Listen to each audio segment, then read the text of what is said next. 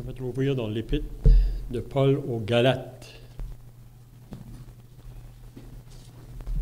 Vraiment, le sujet de mon message cet après-midi, c'est concernant la course chrétienne.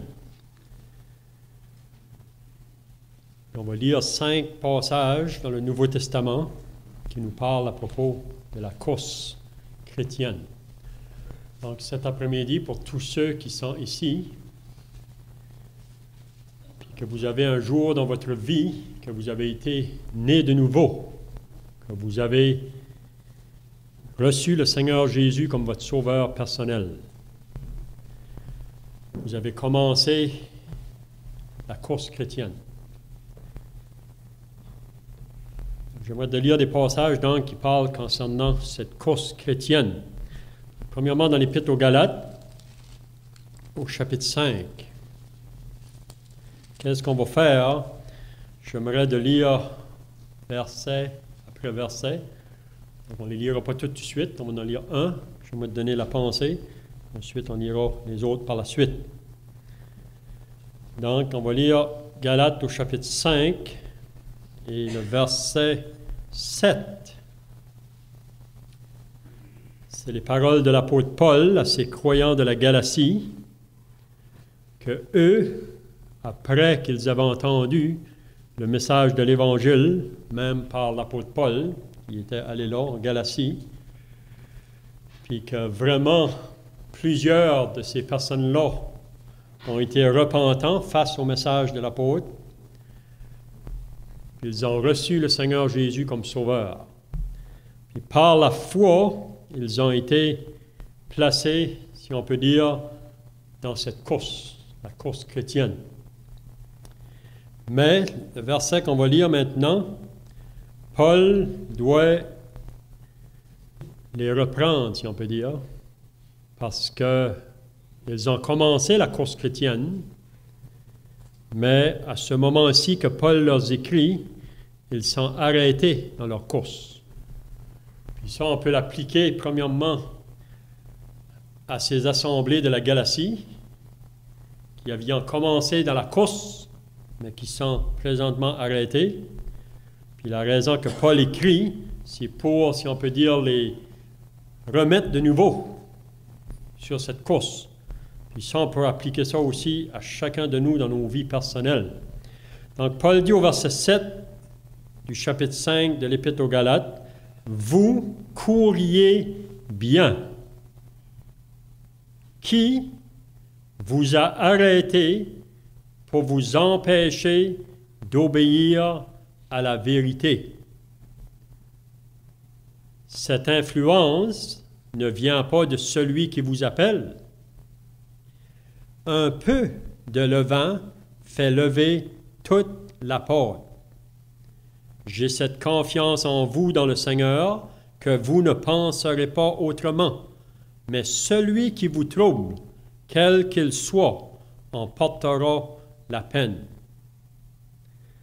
Donc c'est surtout le verset 7. « Vous couriez bien, qui vous a arrêté pour vous empêcher d'obéir à la vérité? » Donc les chrétiens à qui Paul écrit ici de la Galatie ont commencé la course chrétienne, à bien courir la course chrétienne, mais quand Paul écrit ici aux Galates, ces chrétiens-là sont arrêtés dans la course.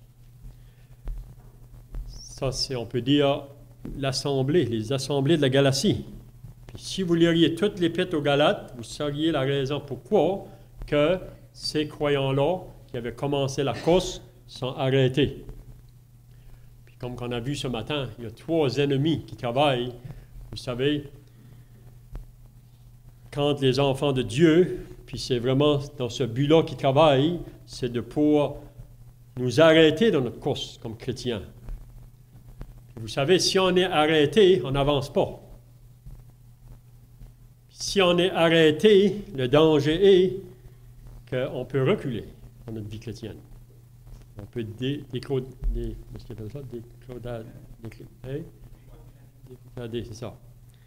Mais vraiment, ici, Paul, la raison qu'il écrit, il veut les remettre de nouveau. Parmi les Galaties, qu'est-ce qui est arrivé? il y a des personnes qui sont venues parmi eux autres. Après que Paul avait été avec le message de l'Évangile. Après que des âmes ont réellement été nés d'en haut, sauvés par la grâce de Dieu, placés dans cette course chrétienne.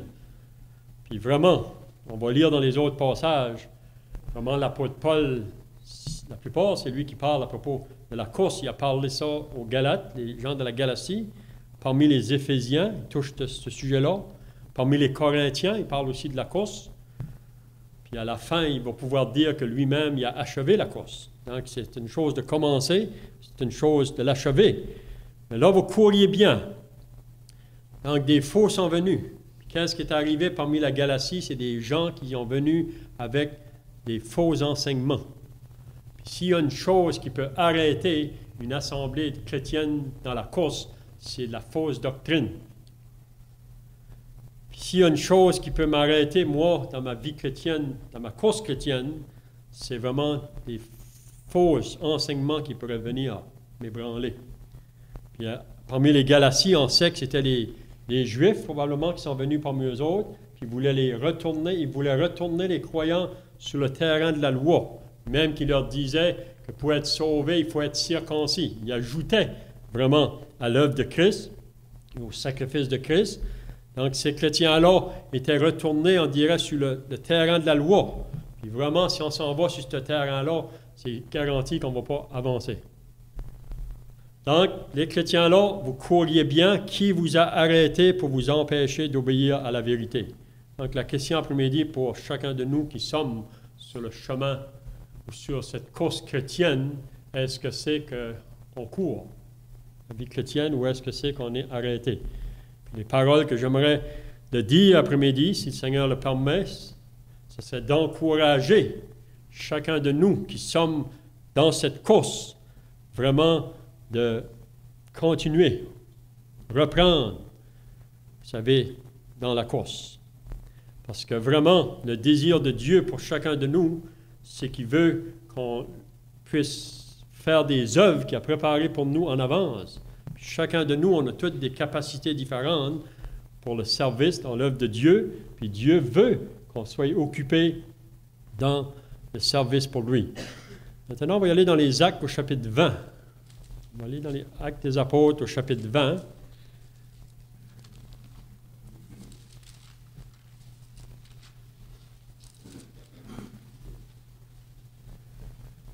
C'est encore des paroles de l'apôtre Paul au chapitre 20. On peut lire à partir du verset 22. Paul dit, « Et maintenant, voici, lié par l'Esprit, je vais à Jérusalem, ne sachant pas ce qui m'y arrivera. Seulement, de ville en ville, l'Esprit Saint m'avertit que des liens et des tribulations m'attendent.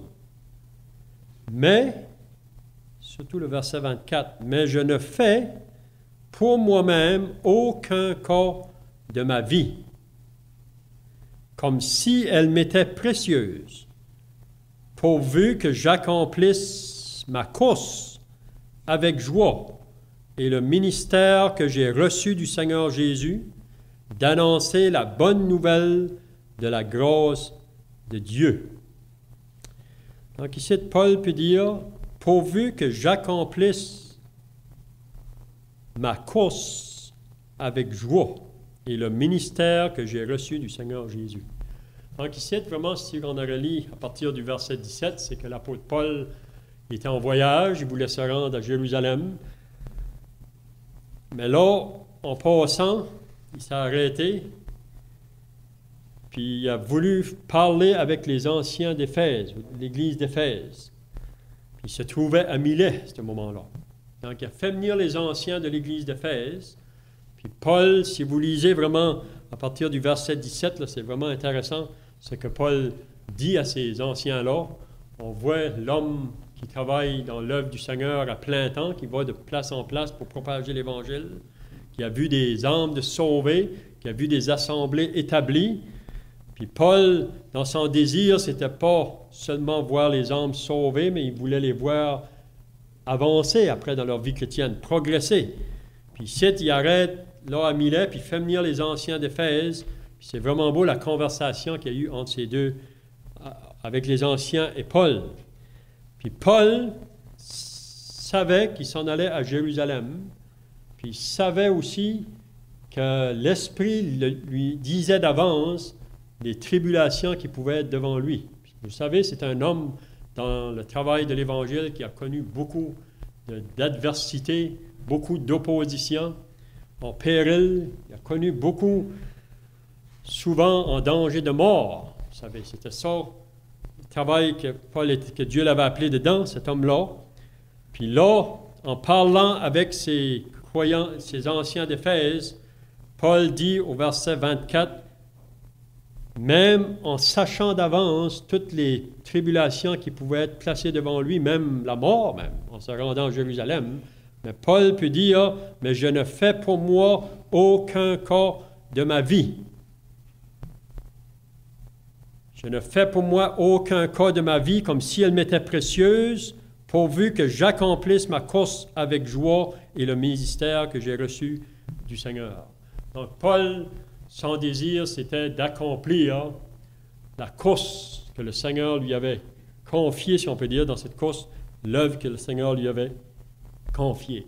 Il dit, je ne fais aucun cas de ma vie. Donc ma vie, ça on pourrait dire que c'est le moi. Avant d'être sauvé, chacun de nous, puis on vit dans un monde aujourd'hui où on est occupé beaucoup avec le moi.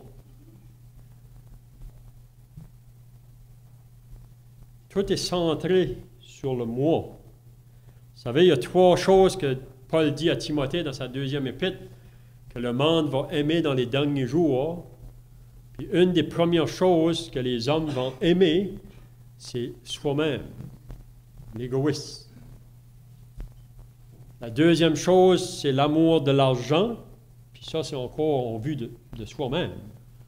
Puis la 3e chose, aimant le plaisir plus que Dieu.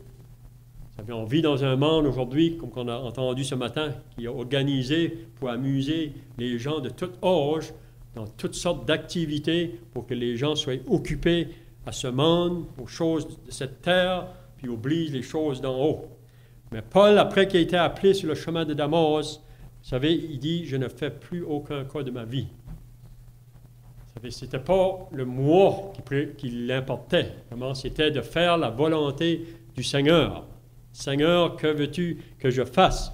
Et même on lit dans l'Épître aux Galates, on a pu lire au chapitre 2, Paul peut dire, j'ai été crucifié avec Christ. Le jour qu'il a été sauvé, le jour qu'il a reçu Christ comme son sauveur, il s'est identifié à sa mort. Donc, j'ai été crucifié avec Christ. Et si je vis, ce n'est plus moi qui vis. Et si je vis dans la chair, je vis dans la foi. Fils de Dieu qui m'a aimé, qui s'est livré lui-même pour moi. Donc, Paul a réalisé, puis je pense cet après-midi pour chacun de nous qui sommes dans la course chrétienne, si on va être occupé dans le service que Dieu a pour nous autres, je crois fermement que le Seigneur a un travail à faire pour chaque enfant de Dieu, qu'on soit jeune ou qu'on soit plus vieux. Vous savez, dans la vie chrétienne, le Seigneur a préparé des œuvres en avance afin que nous les pratiquions, mais souvent, vous savez, le danger, que le moi est encore là pour mettre obstacle. Vous savez, à ce que le Seigneur veut que je fasse. Mais Paul, moi, je ne fais pas aucun cas de ma vie. La chose qui m'importe, c'est d'accomplir, d'achever ma course avec joie et le ministère que j'ai reçu du Seigneur. Vous savez, Abraham, vous connaissez probablement l'histoire d'Abraham, après qu'il a été appelé de sortir de son pays, de sa patrie, Dieu appelait cet homme-là vraiment pour qu'il quitte tout pour l'obéir, pour le suivre. C'est par la foi qu'Abraham a obéi à Dieu. Quand Dieu l'a appelé, il a obéi. Et on sait qu'Abraham, après un moment donné, vous savez, quand il est arrivé dans le pays, Dieu lui avait dit qu'il allait prendre soin de lui, là. Mais la famine est venue. Puis quand la famine est venue, vous savez, ce que Dieu voulait pour Abraham, qu'il reste là, dans le pays. Il allait pourvoir pour lui. Mais quand la famine est venue, probablement qu'Abraham a commencé à avoir des inquiétudes, probablement, puis souvent nos inquiétudes, vous savez, qu'on a souvent nos soucis, c'est souvent que c'est moi, là. C'est nos affaires, ou nos biens, ou notre famille. Mais Abraham, dans la famine, il a quitté le pays pour s'en aller au pays de l'Égypte. Puis quand il est arrivé au pays d'Égypte, vous savez qu'est-ce qu'il a fait, Abraham? Quand on lit dans le Nouveau Testament à propos des hommes de la foi, en parlant d'Abraham, puis tous les autres hommes de foi, on ne dit pas vraiment à propos de leurs manquements qu'ils ont eus. Mais tous ces hommes-là, puis comme nous, vous savez, c'était des hommes de même nature que nous. Puis quand il est arrivé en Égypte, Abraham, qu'est-ce qu'il a dit au roi de l'Égypte? Même pas au roi, mais à sa femme, vraiment, avant d'arriver là, il a dit à sa femme, s'il demandant si tu es ma femme, dis non, dis tu es ma sœur. Parce qu'Abraham avait peur que si qu'elle disait qu'elle était sa femme, qu'elle était une belle femme, Sarah, que les personnes de l'Égypte, même le roi, peut-être auraient pu prendre sa vie. Vous savez, donc Abraham, la raison qu'il a compté un mensonge, vraiment, c'était pour préserver sa vie, préserver le moi. Donc ici, c'est ce que Paul veut nous faire comprendre. Il dit, je ne fais pour moi aucun cas de ma vie, comme si elle m'était précieuse, pourvu que j'accomplisse ma course avec joie. Donc, accomplir sa course avec joie. Maintenant, on va y aller dans 1 Corinthiens, chapitre 9. Maintenant, Paul va parler aux Corinthiens ici concernant la course encore. Et le chapitre 9 et le verset 24. Ici, il va donner une illustration, vous savez, aux Corinthiens concernant. Il parle encore vraiment, on peut dire, de lui-même, la course qu'il fait.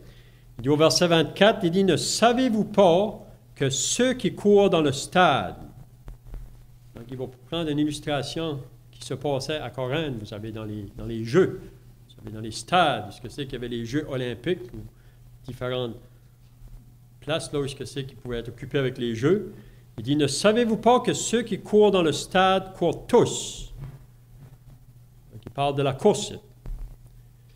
Mais qu'un seul remporte le prix. Puis là, il dit aux Corinthiens, il dit, courez de manière à remporter le prix. Donc, Paul prend ici l'exemple de la course, puis il dit, dans un stade, plusieurs peut-être sont là pour faire la course. Puis vous savez, dans une course dans le monde aujourd'hui qu'on va faire, tous se préparent là pour faire cette course, mais on sait qu'à la fin de la course, il y a juste un qui va remporter le prix souvent. On sait des fois qu'il donne peut-être 3 médailles qu'il appelle. Il en donne le premier, le deuxième, le troisième, mais vraiment, il y en a un qui apporte le premier prix, qui court pour gagner le prix. Mais ici, quand Paul parle aux Corinthiens, pour nous qui sommes dans la course chrétienne, il dit qu'on devrait courir tous dans une manière pour remporter le prix. Ça veut dire que chaque chrétien, dans notre vie chrétienne, on peut remporter le prix à la fin. On peut remporter une récompense ou une couronne. Puis ici, il nous parle d'une couronne aussi. Ensuite, il dit, tous ceux qui combattent s'imposent toute espèce d'abstinence. Donc là, Paul, en donnant cette illustration-là, il parle des personnes qui vont se livrer dans le sport pour faire les courses ou différents aspects dans le sport. C'est des gens souvent qui vont s'imposer des disciplines, des abstinences. Puis ça, c'est dans le but de gagner des couronnes à la fin. Vous savez, de leurs différents jeux qu'ils vont faire. Si c'est la course, c'est gagner une couronne à la fin. Mais Paul, ici, en parlant aux Corinthiens, il dit que nous autres, comme chrétiens, on devrait aussi courir, puis être prêts même à se dépenser, puis même à s'imposer des abstinences dans le but de courir pour gagner une couronne, mais la couronne qui nous promet, c'est une couronne qui est incorruptible. Puis vous savez, le monde aujourd'hui dans lequel on vit, il y a beaucoup de gens qui se donnent à ces jeux-là aujourd'hui, qui se fait dans le monde, puis c'est dans le but de gagner des prix, des récompenses, mais c'est corruptible, vous savez, c'est juste pour la terre. Mais nous, comme chrétiens, On devrait courir pour une couronne qui est incorruptible. À la fin, vous savez, chacun de nous qui sommes sauvés, on va se présenter au tribunal de Christ, puis le Seigneur veut nous récompenser pour notre vie qu'on a vécue comme chrétien. Dans cette course chrétienne, il veut récompenser ses enfants. Alors, Paul dit au verset 26, « Moi donc, je cours non pas comme à l'aventure. » Ça, c'est une autre chose ici qu'on devrait apprendre comme chrétien, que la vie chrétienne, ce n'est pas une vie à l'aventure. Vous savez, la course chrétienne, ce n'est pas une course comme à l'aventure. Puis Paul, ici, vraiment, le point, si vous liriez 1 Corinthiens 9, là, son but, vraiment, c'est dans le but de voir d'autres âmes sauvées. Vous savez, il faisait tout pour la cause de l'Évangile. Donc, il était prêt à se dépenser, même à se traiter durement. C'était dans le but de gagner d'autres personnes pour le Seigneur Jésus-Christ. Donc, il dit, « Moi donc, je cours non pas comme à l'aventure. » Vous savez, ce n'est pas seulement courir à l'aventure. La vie chrétienne, même notre service qu'on a pour le Seigneur, ce n'est pas une courir à l'aventure. Vous savez, courir à l'aventure, on ne sait vraiment pas où on va. Vraiment, Paul, chaque pas qu'il faisait, il voulait être sûr que c'était vraiment l'Esprit Saint qui le guidait dans les différentes places où il devait aller. Donc, non pas comme à l'aventure, je frappe non pas comme battant l'air. Donc, c'est la même chose. Ça, c'est comparé à l'homme, ceux qui sont dans les jeux, peut-être qui font la boxe ou les personnes qui vont s'entraîner. Puis c'est sûr que quand ils frappent, ils veulent être sûrs qu'ils ne frappent pas juste inutilement. On peut dire que Paul, c'est la même chose. Dans la course qu'il faisait, il ne voudrait pas juste frapper comme dans le vide. Vous savez, il voulait être sûr que chaque coup qu'il donnait, c'était en accord avec la volonté de Dieu. Et même qu'il dit, « Je traite durement mon corps et je le tiens assujetti, de pure peur d'être moi-même rejeté après avoir prêché aux autres. » Donc, ici, on pourrait dire, la course que Paul nous parle, c'est dans le but, probablement, de gagner d'autres à Christ. Puis à la fin, vous savez, il y aura des récompenses qui seront accordées à ceux qui seront donnés dans cette course-là, même prêts, même à s'abstenir de certaines choses légitimes de la vie pour aller dans cette course. Maintenant, on va aller dans l'épître de Paul aux Philippiens. L'épître de Paul aux Philippiens, chapitre 3. Là, ici, Paul, aux chrétiens de Philippe, il s'adresse encore à eux en parlant encore de la course. Au verset 12, il dit, « Ce n'est pas que j'ai déjà remporté le prix ou que j'ai déjà atteint la perfection, mais je cours. » Paul dit, « Je cours pour tâcher de le saisir, puisque moi aussi, j'ai été saisi par Jésus-Christ. » Il dit, « Frère, je ne pense pas l'avoir saisi, mais je fais une chose, oubliant ce qui est en arrière et me portant vers ce qui est en avant. Je cours vers le but pour remporter le prix de la vocation céleste de Dieu en Jésus-Christ. » Donc, Paul, ici, il court. Si on lirait tout le chapitre 3 là, de l'Épître aux Philippiens, c'est l'idée que Paul, vraiment, il a été saisi par Christ. Si on est sauvé cet après-midi, c'est que le Seigneur est venu nous chercher là où on était.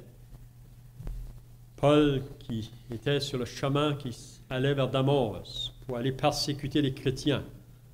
Puis là, vers midi, il y a une lumière qui est venue du ciel, plus brillante que celle du soleil. Paul est tombé par terre.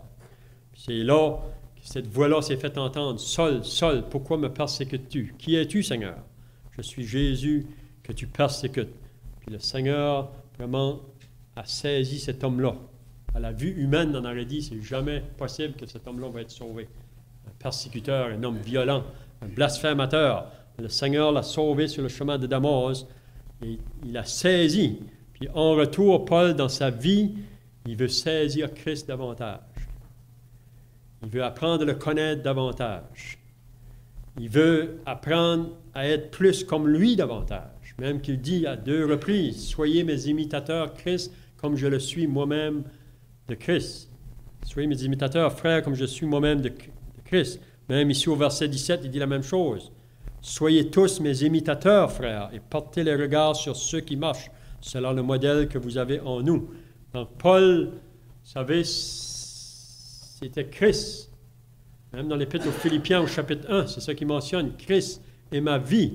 Il était occupé avec Christ. Il voulait rassembler plus à Christ.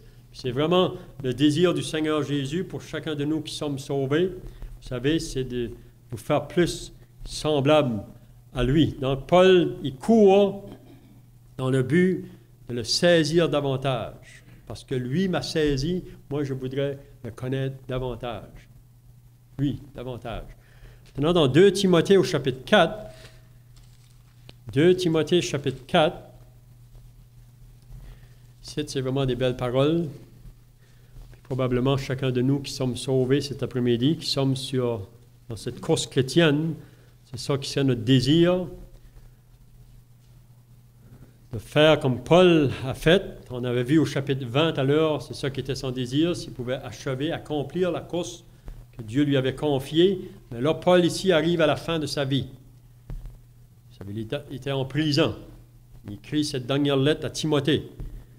Puis son désir, il voulait que Timothée puisse continuer après que lui va être parti.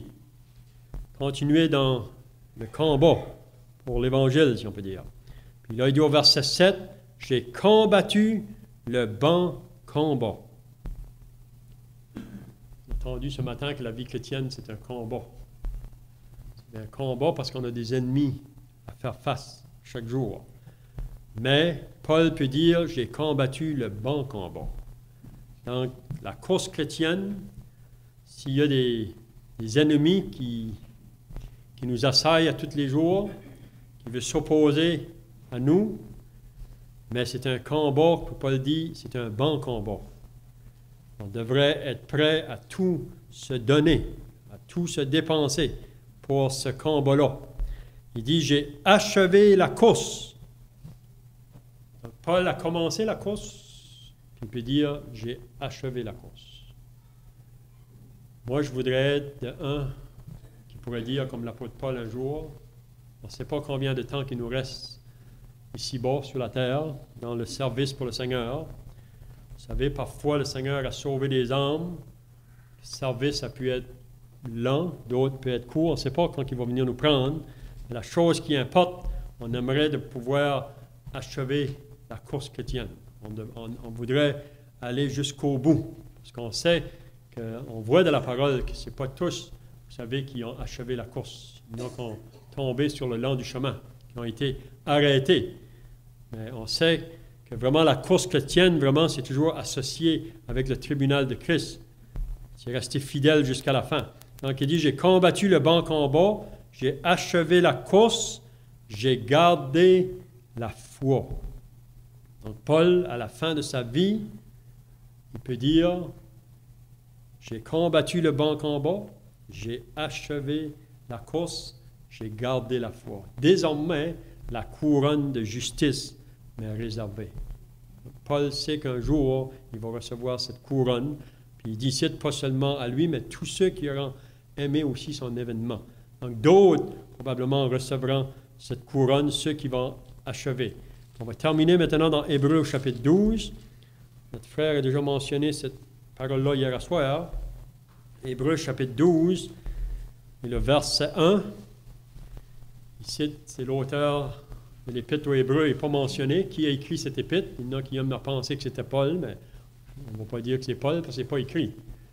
On croit que celui qui l'a écrit, c'est parce qu'il veut élever la personne du Seigneur Jésus, puis lui veut se cacher en arrière.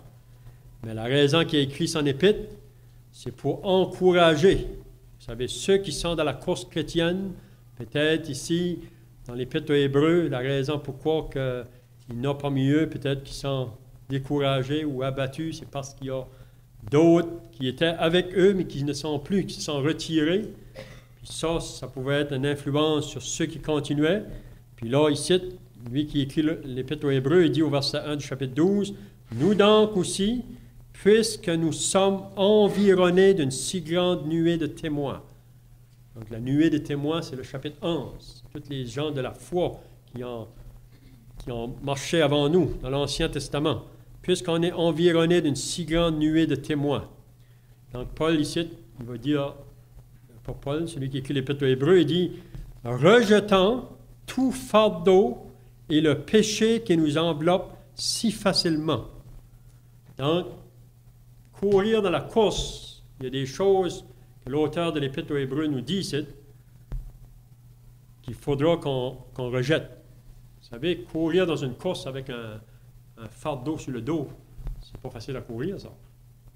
Course, vous savez. Mais ici, il dit, rejetant tout fardeau et le péché qui nous enveloppe si facilement.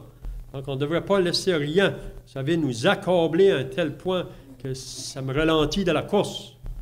Il dit, rejetant tout fardeau et le péché qui nous enveloppe si facilement. Des choses, comme on a entendu ce matin, parfois qui peuvent être bien légitimes, mais ça m'arrête dans ma course. Il y a des choses qui peuvent être légitimes. Le péché qui nous enveloppe si facilement, il dit, et courant avec persévérance dans la carrière qui nous est ouverte. Donc la course, comme chrétien, c'est une course de persévérance. Courant avec persévérance. Il faut persévérer, parce qu'il y a beaucoup de choses, vous savez, qui voudraient nous détourner ou nous arrêter dans cette course. Courant avec persévérance dans la carrière qui nous est ouverte. Puis il nous donne l'objectif ou notre but qu'on devrait avoir les yeux dessus, c'est ayant les regards sur Jésus, le chef et le consommateur de la foi. Donc, où sont nos regards? Vous savez, si on va être capable de poursuivre la course, puis d'achever notre course chrétienne, il faut avoir les regards sur Jésus.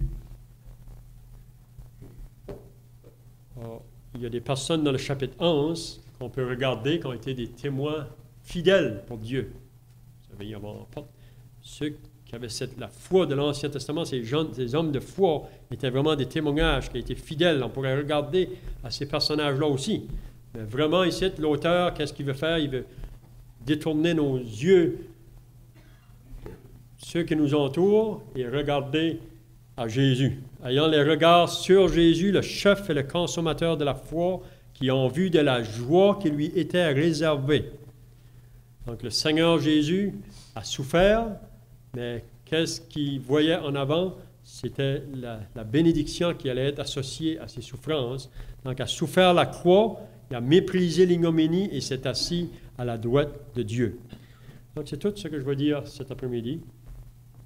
Donc, le seul exercice cet après-midi que j'avais sur le cœur, c'est concernant la course. J'espère qu'aussi faible qu'on a pu apporter le message, que le Seigneur pourrait nous sonder chacun de nous, comme nous qui sommes sauvés.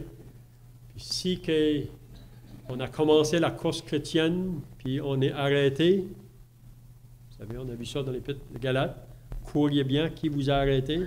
Donc on devrait sonder, est-ce qu'il y a des choses qui m'ont arrêté dans ma course, puis qu'on puisse vraiment reprendre la course. Parce que moi je crois que le temps est court, le Seigneur revient bientôt, peut-être pour revenir avant que cette réunion se termine, il peut revenir, hein, on l'attend, n'importe quel moment, mais qu'on pourrait vraiment avoir nos yeux en haut sur le Seigneur Jésus. Il revient bientôt. Regardons à lui. Il bénisse sa parole.